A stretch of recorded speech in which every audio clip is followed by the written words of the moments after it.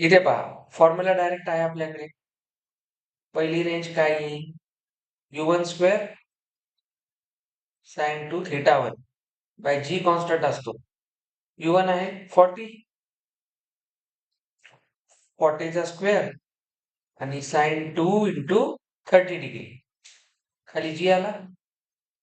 R2 किती आहे?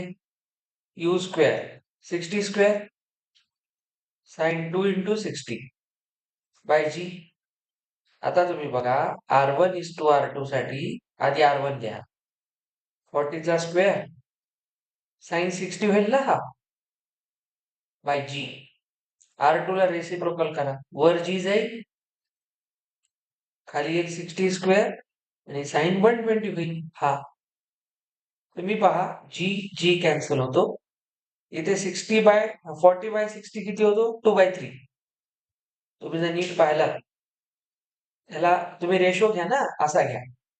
याला तुम्ही असं लिहा, हे असं लिहून टाका, हे की नाही. आणि वर किती येते? साइन 60 आणि साइन 120. अलाईन अँगल आठवतात सगळ्याला? हा 90 प्लस थिटा आहे. तर साइन 120 ची व्हॅल्यू किती असते? साइन 60 लाच इक्वल असते. तर ही व्हॅल्यू √3/2 आहे आणि साइन 60 पण √3/2 आहे.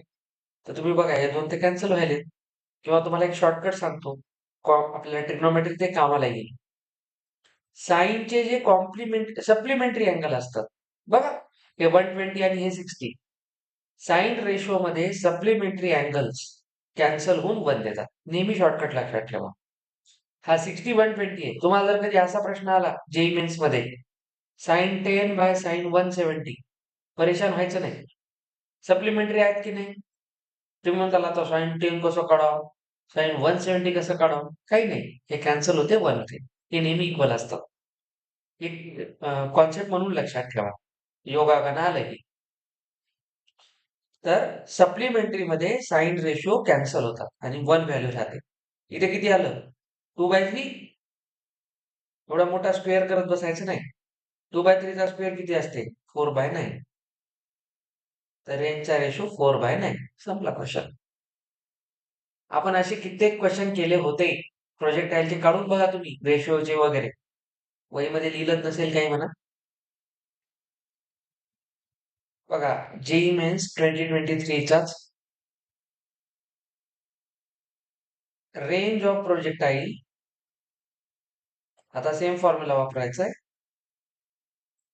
ॲट अँगल 15 डिग्री, काळजी करू नका, विथ द हॉरिझॉन्टल, त्याची रेंज आहे 50 मीटर. 15 डिग्रीने फेकलेला 50 मीटर लांब जातो, ही त्याची रेंज आहे. If it is projected with same speed, काही अवघड नाही, सेम स्पीड. मला सांगा पहिल्या फॉर्म्युल्यावरून तुम्ही यू काढू शकता? इथून यू काढावं लागेल ना तुम्हाला. ती स्पीडच वापरायची आहे. सेम स्पीड म्हणजे इथून आलेलाच यू वापरायचा आहे. या स्पीडने at 45 degree range will be. तर त्याची रेंज किती राहील?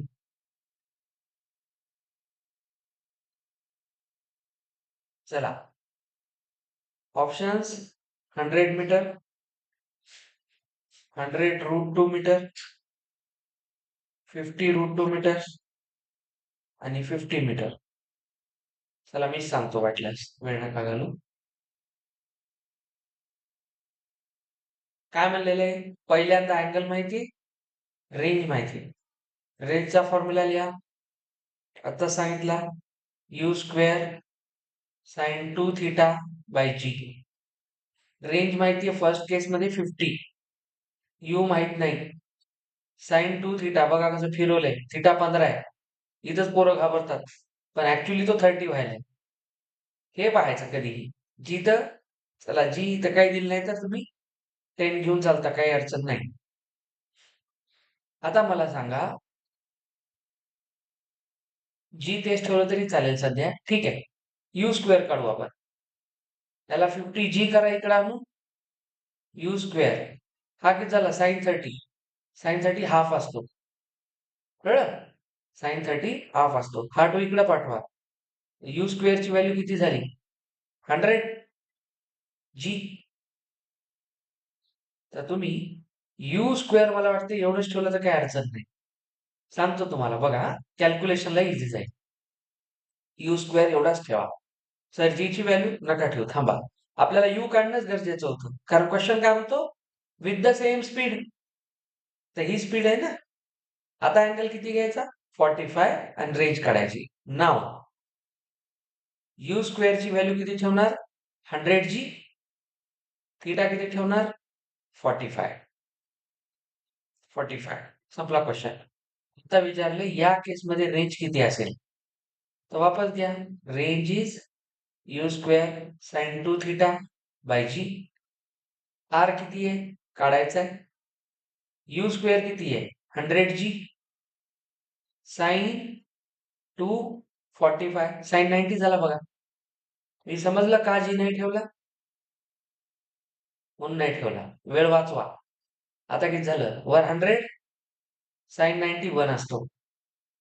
त्याचा आन्सर परत किती येते? 100.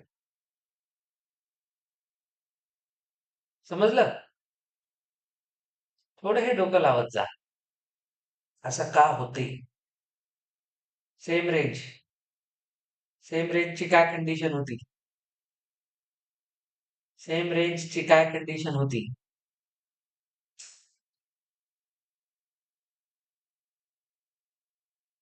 जाऊ द्या. सध्या हे तर लक्षात ठेवा. थोडा अवघड विचारल्यावर कसं होईल? आधी 100 बघा 50 होतं. आधीची रेंज 50 होती. आता रेंज किती झाली? 100. सांगा बरं इथं साइन 90 साइन थिटा 1 झाला ना. म्हणजे ही मॅक्सिमम रेंज आहे की नाही? आणि मॅक्सिमम रेंजचा फॉर्म्युला काय होता? यू स्क्वेअर अपॉन जीच असतो डायरेक्ट. तुम्ही हा 45 नाही ठेवला तरी चालला असतं. पण ठीक आहे, आपला डेटा दिलेला आहे तो वापरा. कारण एवढं तर कळते. आपल्याला नेहमी माहिती आहे 45 डिग्री झालं तर साइन 90 होतो. साइन 90 1 असतो. आणि साइन 90 ची व्हॅल्यू 1 ही साइनची मॅक्सिमम व्हॅल्यू असते. म्हणजे येणारी रेंज जी मॅक्सिमम आहे. याचा अर्थ हा ऑब्जेक्ट या अँगलला मॅक्सिमम दूर पडतो जाऊन. त्याच्यापेक्षा जास्त जाऊ शकत नाही फॉर गिव्हन व्हेलॉसिटी. आता एक काम करायचं आहे. तर आपण हे करू. आजची डेट सांगा. 19 ऑगस्ट. मी काय म्हणतो ऐका आता. Now we are going to carry revision plan. हा, आता खेळ संपला. मी मुद्दाम रेकॉर्ड करायला. ठीक आहे. मी एवढा क्लिप कट करून तुमच्या पॅरेंट्सला पाठवतो. 19 ऑगस्ट आजपासून आहे. तर 19 ऑगस्ट 25 नाही तर कोणत्या वर्षाचा माहित नाही. To 19 September 25. हा नियरली 30 डेज आपण रिव्हिजन प्लॅन करणार आहे. No more teaching. आता नवीन काही शिकवणार नाही सप्टेंबर पर्यंत. तुमचं झाले तेच मला आता पक्क करायचंय. त्याच्यामध्ये नीट आहे का? एक मॅथ्स आणि एक फिजिक्स. मॅथ्स मध्ये झालेले चॅप्टर नीट पहा. बेसिक मॅथ्स आठवते?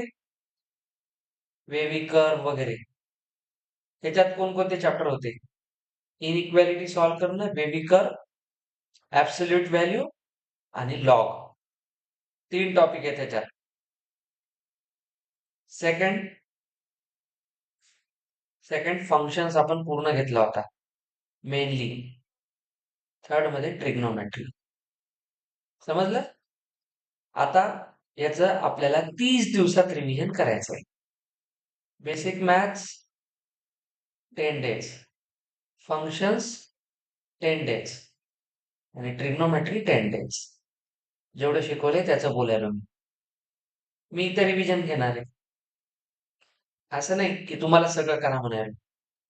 तुमचं काय काम आहे?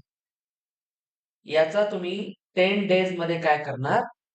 9 डेज अभ्यास करणार. 9 डेज अभ्यास करणार.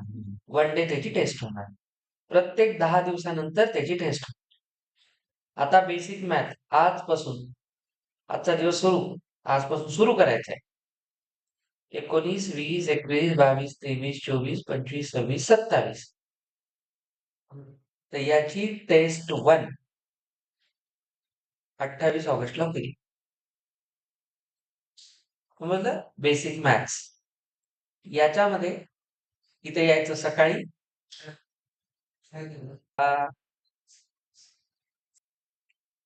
बेसिक मॅथ्स मध्ये आपल्याला 9 दिवस आहेत. आजपासून 3 दिवस. तसा तुम्हाला बेबी कर्वला 1च दिवस लागतो. तुम्हाला वेळ कुठं द्यायचा आहे? लॉगला. या 9 दिवसामध्ये 4 दिवस लॉग करा.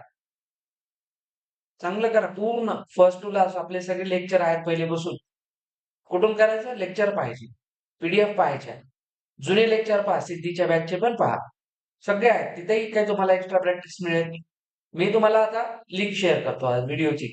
तेवढेच पहा शोधत बसण्यापेक्षा. ऐका सगळ्यांनी. पहिली टेस्ट 28 ऑगस्टला आहे हे डोक्यात ठेवायचं.